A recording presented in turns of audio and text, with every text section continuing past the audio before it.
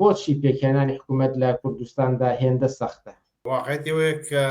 خۆشتان نزانێ ئاشکرا کە بینیمان هەڵبژاردنەکانیان جۆرە هەڵبژاردنێ بوو کە تایبەت بووە هەڕەشەکردن لەسەر یەک و لە بەرامبەر یەکاوی کە ئەمیان ئەوە ڕوخێنە ئەویکیان ئەمیان لابە و هەر لایەنێک کە بەژایی لەوی انتخابادا کرد بە جۆرێک حماسەتەوە چۆن ناوێت هەڵبژاردنە وایە کە کۆتایی بە دەسەڵاتی میلیشیا بێنێ، کۆتایی بە دەسەڵاتی پارتی بێنێ یا کۆتایی بە دەسەڵاتی یەکێتی و پارتی بێن، هەر یەک بە ئاڕاستەیە کە چۆن کۆتایی بە ئەم نەخشەی کە ئەحزابی میلیشیا ئەحزابی کوردایەتی لە کوردستانە هەیەتی کوردستانی عێراقا جۆرێک کۆتایی بن دەسەڵاتە بێنن. ئەمە جۆرێک بوو لەو قەیرانەی کە تیا ژیاون کە چەندین ساڵ لە دوای 30 ساڵ زیاتر یەکێتی و پارتی و ئەو ئەحزابانەی کە هاوپەیمان و بەردان لە حکومەتی هەرێما جۆرێک بۆ خۆشیان گەیشتووە ئاسەی کە وەڕسن بێزارن یاخو ئەزانن کە لایەن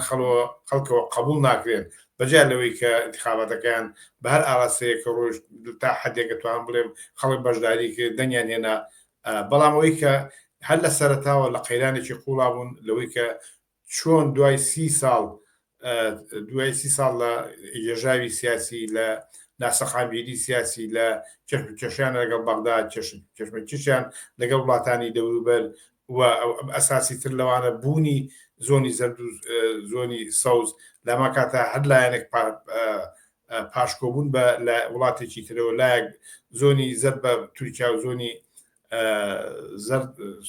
سەوز بە ئێرانەوە، ئەمەنە واقعەتێکن کە دۆخێکی نالەبار و ناجێگیری لە ناوچەکە پێگەێناوە. بەجار لەوەش ئەوزاعی ناوچەکە لە ئەو شەڕانی کە تیا لە داگیرکاری ئیسرائیل بۆ غەزە وەروەها دۆخی کولیەتی ڕۆژهەڵاتی ناوەڕاست کە لە خۆیان قابلێەوە کە مێزە سیاسیانە ئایندیان معلوم نەبوو بەرەو چۆڕە تا ئەسش کە معلوم نییە تا ئەسش نازانێت لە نەو ئەو ململانەیە جیهانی کە لە ناوچەی ڕۆژهەڵاتی ناوەڕاستە پیاداکرێ و وڵاتانی زلهێزی دنیا وڵاتانی زلهێزی ناوچەکە بەتایبەتی بۆ نمونە تورکیا و ئێران یا دەوری ئیسرائیل لە ناوچەکە ئەمانە چه ئایندەیەک بۆ ڕۆژهەڵاتی ناوەڕاست ئەگا بە ئاکامێکی بە ئاکامێک سەقالی سیاتیابێت کە هەمان کاتا معلوم نییە. ئەمە جێژاوێکە کە کاریگەری جددی لەسەر پێگەنانی پێش ئەو بڵێم لەسەر هەرێمی کوردستان بووە لەمە کاتە کاریگەری لەسەر هەڵبژاردنەکان بۆ کاریگەری لەسەر پێکەنانی حکومەتیشێ. ئەمە واقعەتێکە کە ئەم دوو هێزە سیاسیە دوو هێزی ناسیۆنالیستی میلیشیایی کە هەتا تەوافقانە لەگەڵ حکومەتی عێراقا تا ئەسا ناگا بە ئەنجامێک کێشەکانیان نێکلایی بێتەوە، یعنی دۆخێک بە معنایەک شتێک بە ناوی حکومەتەوە هەبیانە بێ معنایەکی نیە، ینی سیرکە وەکوتۆری 6 مانگ پێم وایە زیاتر شەگەیشتوە 7 مانگ کە جۆرێک ناجێگیری لەوەی کە حکومەتێک پێکناتەوە بەڵام دۆخەکە ئەڕوا حکومەتی پێڵە حکومەتی کاربەرەکەت بەڵام هەموو شەکانی ئەوەی کە پێویستە ئیدارەی وەزعی قوانین و مەسائلێکە کۆمەڵگەیتیابێ هیچ کێشەیەک نیە لەسەری تەناوەی کە ئەمە لابن جەماعەتێکی کە بێنن و ئەمەش بەشێکە لەوەی کە ئەم دوو هێزە یەکەم خۆیان لە توودی تاریخی دەوریان لە هەرێمی کوردستانە پێگەنانی حکومەتە چەندها اتفاقات و چەندها جۆری چێشمەکێشی مەبرانەی نێوانن بە ئاکامێک گەشتووە کە جۆرە پاشەکشەی گەورەیان پێکراوە کەوتوتە قەیرانێکەوە چی ئەکەن معلوم نییە لە بەرامبەر حکومەتی عێراقا لە بەرامبەر ئەمریکا لە بەرامبەر ئێرانە لە بەرامبەر تورکیا چۆن تەوافقاتێک ناتوانن کێشەیەک لە کوردستانە یەکلایی بکەنەوە شتێک دامەزرێن کە سەباتێکی هەبێ ینی بە معنایەک ئەمانە ئەهلی دەوڵەت دامەزرانە نین پاشکۆن بۆی کە پاشکوی سیاسەتێکن کە لە سەر و خۆیانەوە پیاداکرێت کە لە سوو خۆیانەوە ئەمریان پێکرێ کە لە سەر و خۆیانەوە ئیدارەی ئەم ناوچەیەکرێ ینی کەوتونەتە نێوان ململانەی وەکوتم وڵاتانی زێرێزی دنیا و وڵاتانی زلهێزی ناوچەکە کەمە واقعەتی پێکاتی ئەمانە و لەگەڵەوەشە هەنگاو بە هەنگاو یا کات بە کات پاشەکشەی گەوریان پێکراوە کە بەپێی هاوسەنی هێزەکانیان لەگەڵ بەغا یا لەگەڵی لە بەرامبەر یەکترە کەوتنەوە تەقابولیەکەوە و دیمانکەوەتا بۆ نمونە هەتا لە دەنگێنانە بەسە پارتی ڕاست زۆری نهێناوە بەڵام نیوە زایدێکی نێناوە بامان دەرەجەیەشێتی کە کەمتر لەوەی پارتی تا ئاسی نیوە لەوەی کە لەباری ئستحقاقی قانونی یا ئستحقاقی انتخاباتیەوە بتوانن حکومەت پێگەێنن ناکرێت ئللا ئەبێت تەوافەکەن کە هەرچەنە پێشتریش کە ئەگەر پارتی زۆر تیشیە نابێ بەڵام بەبێت تەوافق لەگەڵ زۆنی زەردا لەگەڵ زۆنی سەوزا لەگەڵ شێتی نیشتمانە نەیتوانێت بەتەنە حکومەت پێبێنێ ینی ئەگەر پێچینێنێ ئەبێ کە کوردستانیان دابش کردووە زۆرتر ڕسمێت بە دابشکردنەکە بن ئێستا ئەم واقعەتە ئاڵگۆڕ زیاتری بەسەرا هاتووە پاشەکشی زیاتری پێکراوە و هەردوو لایەن زیاتر چوونەتە دواوە و لەگەڵ لایەنەکانی تریشە هەتا مەسە تۆ سێریکە لایەنەکان کە بەشداریان کردووە لە ئیسلامیەکان لە گۆڕان لە نەوەی نوێ جۆرە هیچ جێگە و مەکان و دەورێکیان نەماوە جاران ئەگە هەتانی وەزارەتی ژوەگرن هیچ جێگەیەکیان نییە هەر شتێکیان پێبەخشن ینی ناتوانێت جێگە و ڕێگە بوو ئەو هاژوژەی کە کردیان ئەم دەورەیە ئەگۆڕن و دەورێکی تازێن لە پێشەوە بەعکسەوە زۆر دۆخەکەی هێنای دواوە تاکەوکو خۆشتەڵی 6 مان زیاتر ناتوان حکومەت پێبێنن ئەمە واقعەتێکە بەڵام ئەوەی کە دوکو لە هەواڵەکانە باسیەکەن گوایە گەیشتون بۆەوەی کە لە ئاکامە هەوڵێن پارتی وچێتی لە چەند دانیشتێکە وانیشانێن کە ئەتوان حکومەت پێبێنن بەڵام چۆن پێکێنن نەتیجەکەی چۆنە بێ کەتوان ئێستخارکە تا ئێستا نامعلومە بەڵام بەشێکی لەوێ کە یەکێتی داوای زیاتری ئەو پۆستانەکە کە مەکان و جێگەی باڵاتریانێ هەر بەچەند وەزارەتی ڕازی نابێ وەرحاصل ئەمانە بەکوێگا لە شوێنەکە ئەبێ کۆتایی بەبە بێنن هەتاگە شتێکی شکلیش بێ چۆنم حکومەتی ئێستا هەیە بیگەڕ بە شێوەیەکی وەسەکە خۆ ئەڕوا ئەمان حکومەت هەبێ نەبێ نەدەوڵەتن نە استقلالێتیان هەیە نە جێگە و ڕێگەیەکیان هەیە تابعی حکومەتی لەژێر کاریگەری حکومەتی عێراقان و حکومەتی عێراقیش بە معنایەک بەپێی تەوازن خوا ماوەڵایەنەکە تۆ سەرنج بە ئێستا حکومەت عێراق زۆرتر معاملە لەگەڵ پارتیاکە هەرچەنە یەکێتی زۆرتر لایەنگیری حکومەتی عێراق و هێزی هەمانی چوارچێوەی هەمانیە بەڵام ناتوانێت دەورێک و جێگەڕۆیی ئەو بەسە بتوانێت خۆی لە پارتی جاکات و لەگەڵ ئەوان ڕێکەوێ وەحاصل تەوازنخوا بە جۆرێک لە ناوچەکە بە دەوری تورکیا بە پەیوەندەکانی پارتی لەگەڵ سووریا و لەگەڵ ئێران و لەگەڵ تورکیا و لەگەڵ ناوچەکە زۆرتر مەکانی پیاکردووە و زۆرتر هەوڵەیە ئەم حکومەتێکە بێوێت لەژێت کە جاران هەرژێت دەستی خۆیان بووە ئێستا ئیمکاناتی یا ئیمتیازاتێکی زیاترێکە هەوڵە لەژێت دەستی خۆیان بێت بەڵام بەبێ یەکێتی ناتوانێت حکومەتەکە پێبێنێ بۆیە ناچارەکە هەنێت تەناوزات بۆ یەکێتی بکە ئەمە واقعەتێکە کەی کۆتاییە کەی ڕێکەون بە وەجودی من نامعلومە بەڵام لە تەحلیلی ئەخیرا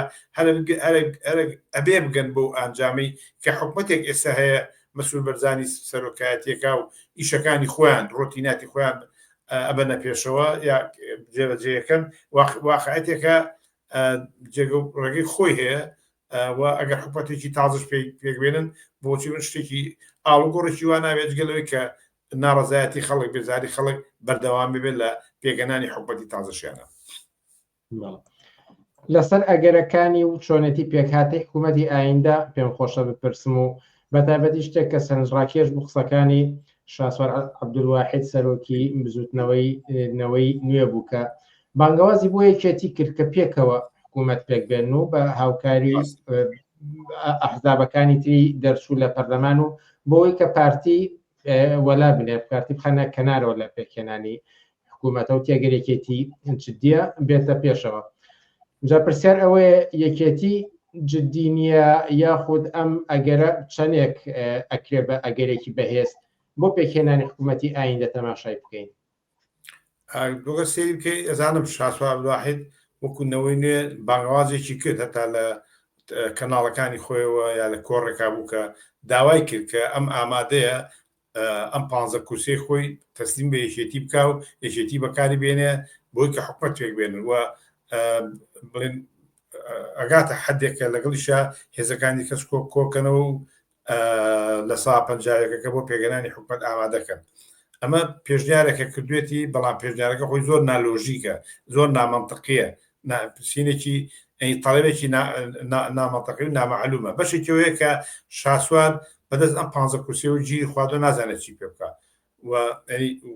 لەو جێژاوە سیاسی کە لە پێکهێنانی حکومەتە هەیە هیچ جێگەورەگەی چینە ناتوانێت هیچ جۆرێ بینێ هاتۆ پێشنیارێکەکە کە پێشنیارەکەی نەواقعیە و نە کاریگەرە و ناتوانێت دەورێکی بێ خۆشی زۆر باشزانێ کە ناتوانرێ بەبێ ینی زای چۆن یەکێتی هەر چەند کورسی هەبێ یا پارتی چەندی هەبێ بەڵام زۆنی زرد و زۆنی سەوزن دەسەڵات لەژێر دەستی ئەمانایە انتخابات کرێ انتخابات نەکرێ وەکوتم ئەو حکومەتی کاربەڕەکە لە بەڵام ئیشەکانی ڕوا لەبەرەوەی کە دەسەڵاتی سیادیان هەیە ئیداری کۆمەلگاکەن هەموو شتێ بەدەستی ئەوانە چەکگار بەدەست ئەوانە هێزی عسکەری بەدەست ئەوانە ئابووری بەدەست ئەوانە ئیداری کۆمەلگە بەدەستەوەنە قەزایی تا پەرلەمان لەژێر دەسەڵاتی ئەمانە دوێس ئەگەر ئەم 15 کورسی و بچێتە پەرلەمان کەچنە پەرلەمانیشەوە تەجروبەشیان کرد چوونە پەرلەمان هیچیان پێ نەکرا هیچ شتێک نەکرا ئیلا ئەبێ سەرۆکایەتی پارتی دیموکراتی کوردستان ڕازی بێ سەرۆکاتی یەکێتیش ڕازی بن کە ئەو پەرلەمانە بچێتە پێشەوە کە بۆیە بەعەکسەوە بێ پەرلەمان ئەمان پەرلەمان دەوری بینە حکومەت پێک بێنێ و جۆرێک حکومەتی ئایندە بخاتە ژێر پرۆسێکەوە کە ئیشەکانی بەڕێوەبرێ ئەمە واقعەتی نییە و ئەم تەرحەیان پێشنیاری شاسوار بخۆشی زانە کە واقعەتی نییە بەڵام جۆرێکە ئەو دەورەی کە ئەو تەبلیغە ئەو دیعایی کە کردی بۆ انتخابات و ئەوژە چێبولوانی کە ئەم حکومەتێکی پارتیە گۆڕی حکومەتێکی کە پێگەێنێ کە بە بۆچینی من نەکەوەی کە لەگەڵ ئەمانە ڕێبکەوە ساپە جایەکە بتوانێت حکومەت بکە خودی شاسوار عەبدوڵاهی دیانەوەی نوێ نەک لە 6 کورسیشی بێنە نەیەتوانی حکومەت لە هیچ شوێنێکی لە دەیەکی کوردستان شا پێک بێنێ نەک لە زۆنێکە ئەمە واقعەتی کوردستانە و پێشوەخت هەموو کەس ئەیبینێ ئەزانێ مثلەن گۆڕان هەوڵی بێتە دەسەڵاتەوە ئەوە ئایندەکەی گۆڕانە کە پێویست ناکە قسەی لەسەر بکەین بە چه ئاقارەکە ڕۆشتووە کە چوونە ناو دەسەڵاتەکەی شکانی لە هەمان کاتە نەوەی نوێژ ئێستا خۆی کەناجی کردووە بۆی کە دیفاع لە مۆقعەتی خۆیەکە بەڕێی من نەوەی نوێ تیاماوە لەوەی کە بچێتە حکومەتەوە هەر بۆی خراپە نەچێتە ناو حکومەتەوە خراپە لەبەرەوە هاتوتەوەی کە تەحەدای ئەم دوێزە سیاسیەکە بەم تەسریحاتانەی کەیە تەسریحاتێک کە هیچ لە کارساز نییە نتایجێکی عملی نابێ و ناتوانێت ببێ بۆیە لەگەڵ یەکێتی تەوافقەکە ناکرێ نایکایەتی هیچ بۆ یەکێتی ئیسفادەیەکی نیە لەگەڵ ڕێکەوەیەتی ناوێ حکومەتی بەتەنها دروستکە پارتی خۆیسە لە زۆنی خۆیان حکومەتی خۆی هەیە کارەکانی ئیدارە و وەزارەتەکانی و لە هەموو بارێک و ئیشکارەکانی ڕوا هیچ نەوەساوە بەڵام لە ژێر فشاری ناوچەیی و نێودەوڵەتی و حکومەتی عێراق لە ژێر فشارەکە ئەبێ شتێک دروستکاتەوە ئەوان لە ژێر فشارەکەی نا زۆنی زرد زۆنی سەوت چەنەها حکومەتی کە چەنەها دەورەیان بەسەر پێکبێنن ئەم دوو زۆنە هەرمێنێ ئەنی ناتوانرێت ئەم دوو زۆنەیە خرێ ئەم دوو زۆنەش لە یەک جاکەیتەوە ئێستا ئەو دەورەیە ڕۆی کە دوای شەڕی ناوخۆ ئەو دوو زۆنە جیاکرایەوە بەتایبەتی کێسە باڵادەسی پارتی زیاترە یەشێتی وەکوتم کە زیاتر تەوافقی لەگەڵ ئێران و جەماعەتی چوارچێ هەمانیایە بەڵام ناتوانێت حکومەتێکی سەر بەخۆ دروستکە هەتا بۆ خۆشی خۆ پێویست ئەگەر ئەو دروستیکا بۆ چ لەگەڵ شاسوار ڕێکەوێ خۆی حکومەتێ دروست دەکات لەگەڵ بەغا بەڵام ئەمە کارساز نییە ناکرێ هەتا پارتی خۆتوانێتە حکومەتەکەی ڕاگەێنێ بە دەوری لەگەڵ تووشیا و لەگەڵ چوارچێ هەمانیە بڵێ ئەوە من خۆم حکومەتی خۆم دروست دەکەم ئەزانم لەباری ئوسولی سەقاقی پەرلەمانی و ناتوانێت و کارە بکە بەڵام پێویستی بۆ نەتوێ ئەم وەرە خێفڕێ بە ئەم خمارە بکە بەتایبەتی کە ئیشەکانی ماشیە بەڵام گوتم لە ژێر فشاری ناوچەیی و نێودەوڵەتی و حکومەتی عێراقا کە ئەبێ حکومەتێ دروستکە و ئەمەش هێنان و بردنی ئەم دوو هێزەیە کە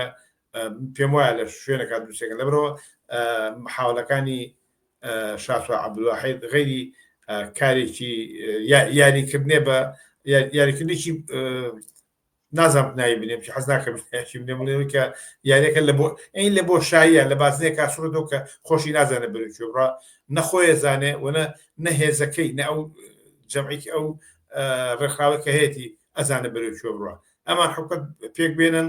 ئەزانە کە هیچ جێگەورەگەیکی نامێنێ وەکوتم بچێتە حکومەتەوە پێشکێ نەشێتە ناو حکومەتەوە بۆ خۆی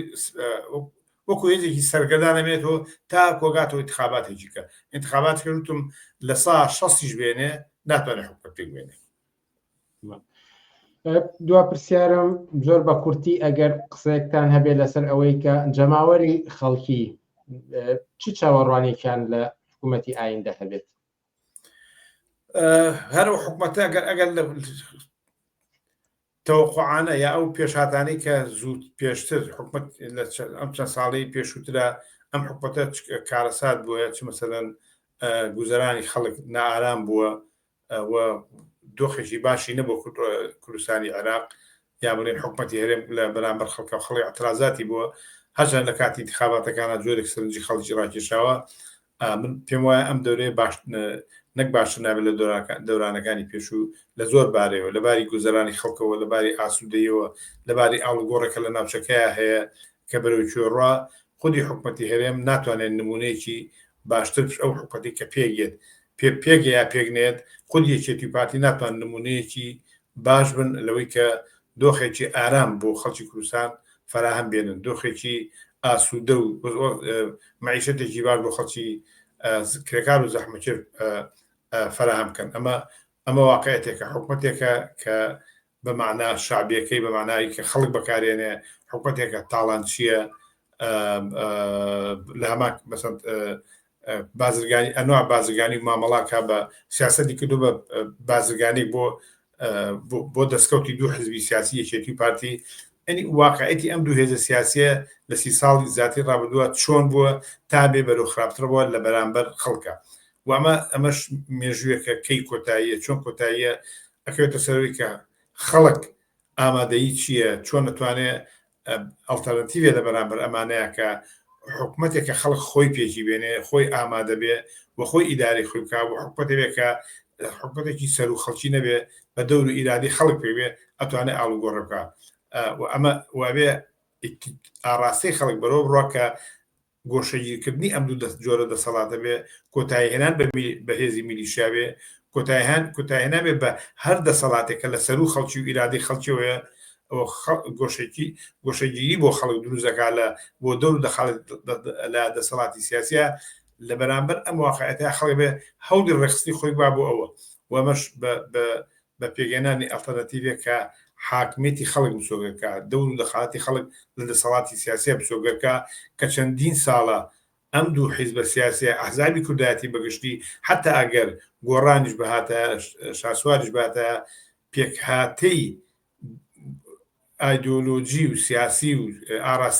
ئاراسەیان لە ناو کۆمەلگا هەموو دەوری ئەوەیە کە حتا ئەگەر جهێتێکی لیبرالیشی تیاابێت کە نیەتی تیانە بۆ معنایە ئەڕات ئیداری کۆمەلگاکەن کە خەڵک بێ ئیرادەکەن خەڵک دەر و دەخالەتی نەبێ خەڵک گۆشەگیر بێ ئەمە بە معنایەک ئەبێ ئەمە کۆتایی بێ وەبێ خەڵک خۆی بۆ ئەمە ئامادەکە